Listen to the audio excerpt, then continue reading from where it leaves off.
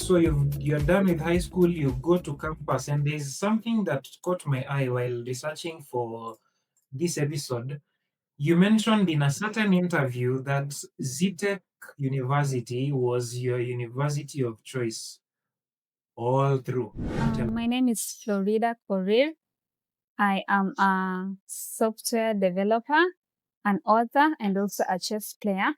I am a first year student at Zetech, studying Bachelor of Science in Information Technology. I really wanted to be in a place where I feel I can achieve my dreams, and I felt Zetech would be the choice Um, for me. I knew I wanted to get into the tech space, but I didn't know what exactly in tech I wanted to do. Zetech was my main choice for studying because one, I had heard it's a tech school. I wanted to do tech. Two, I did not make the cutoff point to study aeronautical or aerospace or astronomy. I really wanted to become an astronomer, but I didn't make the cut to study astronomy. And what was the best other chance to get into astronomy or help in the astronomy space? Tech. And I felt Zetech would have been the best place for me. I also wanted a private school, a private campus, which Zetech was. It was a very good option. And looking back, it's still one of the best decisions I made going into Zetech. It's a very good school with a very good administration, with good learning. Yes. Yeah, there are some one or two improvements, but I would really advocate for Zetech. It's a very good school, a clean school. I resonate with your sentiments. I was recently in Zetech taking a chess related course. It was a school instructors seminar in person. Zetech, not the Ruiru main campus, it was the Mangu campus. Mhm. So I had a misdirection. I don't know, it was Google Maps or something. It must have, I always have issues with Google Maps. My serious appointments, I just input the correct location and then maps. There was a time my first tournament in Nairobi. Mhm. It was in Westlands. Mhm. Google Maps made me, is it called rotating or revolving up or Wangari Maathai roundabout almost 7 times. I was very frustrated. This So, is it, yeah. my second one. I was directed to the Ruiru campus, and from the reception area, it just spoke of tech and advancement. I was directed to the Mangu campus, and it was clean, and the rooms were all fitted with IT gadgets. I even did a video of that and posted online, tagged Zetech on LinkedIn, and got some very good responses. I've been using this to teach my students chess, demo board. You see the way you have a whiteboard in class? This is what we use to teach chess. So it is more of manual teaching in that these are the pieces. The pieces are inserted. For example, let me just insert the king here, there, and so on and so forth. It has been manual, and then changing to different positions and different angles. A challenge I've been experiencing is students who are very far from where I'm standing, like quite a distance. The pieces are not very, very visible, and they just need more interactive sessions. And thanks to the preparation of teachers course, this is a very important course I wanted to take, and I've come to learn about a technology called logic board. Not a replacement to the demo board you've been using. It's just making our chess lessons more interactive. Logic board is an online platform. It's free and it is customizable to whichever format you want. For instance, unlike this traditional demo board, which I had to manually insert the pieces, take them off to set up positions, that took a lot, not a lot of time, but it was just a bit inconveniencing. This adds value. For instance, I can create a new board. And then the link to the board can be copied, and you can even set as a starting position, like the full position where the pieces are. So I can create that, and you can make the board very, very interactive. Say just drop a piece there, you can drop a queen, you can drop a bishop, a pawn, a rook, and so on. So these ones go there. They can even go down, down.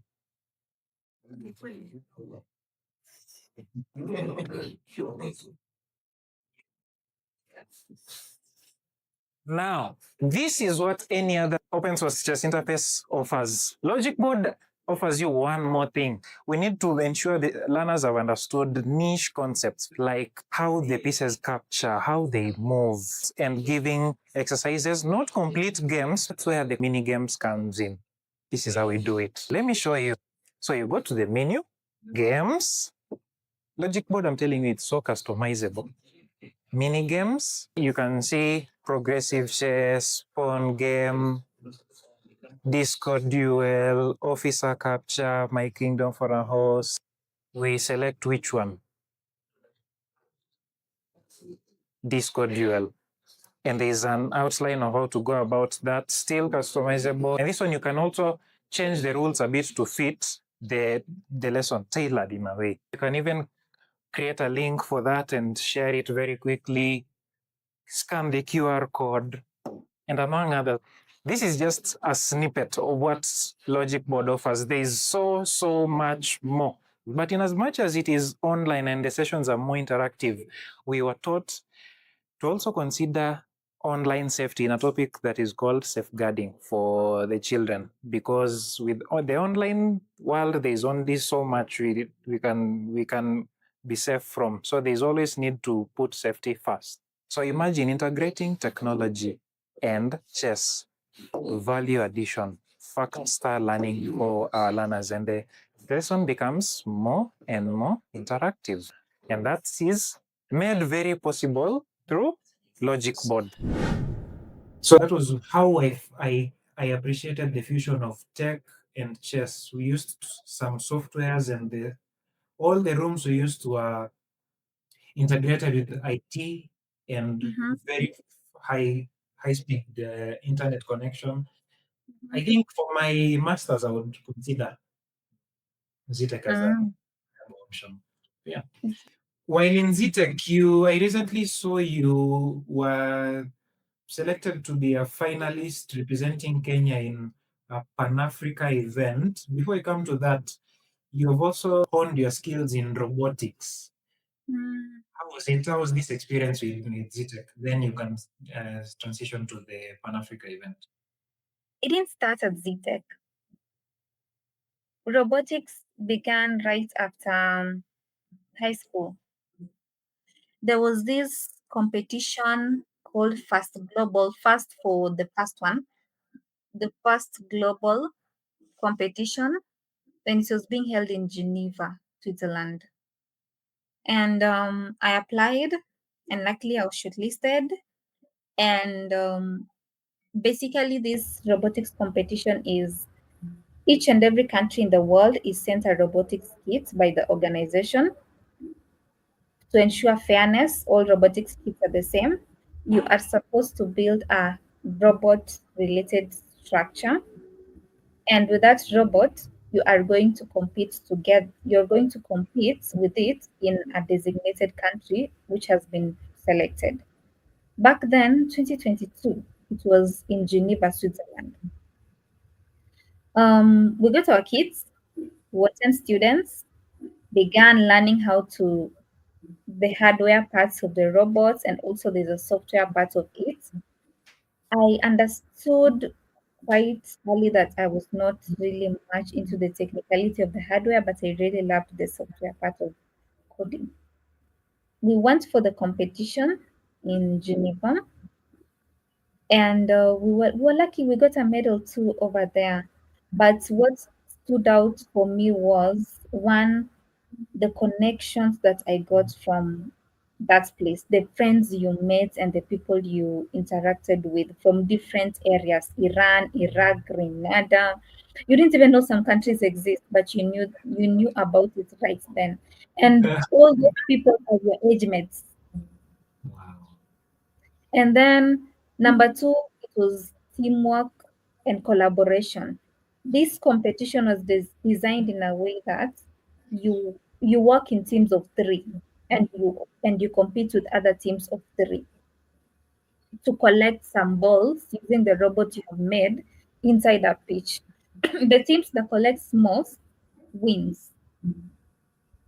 If you manage to collect all balls, both teams manage to all six teams, all six defense countries manage to collect all balls in the pitch, you get double the points because you have not just worked against each other, you have worked as a whole team, all six of you, to collect everything. So in as much as you are competing and against the other team, you also needed to work with them to make sure all the balls in the pitch or in the court was all collected. You get me? Yeah. Yes. So that really taught me teamwork, putting in the efforts and collaboration with different people from different countries. Considering also the fact that some countries do not speak English and you have to work together. You'll get a translator. However, you also can't really communicate well with the other team. You get me? I have always had a liking for tech since high school, where I mostly went for challenges, tech challenges such as science and engineering fair, young scientist, diamond challenge. Majorly it was software.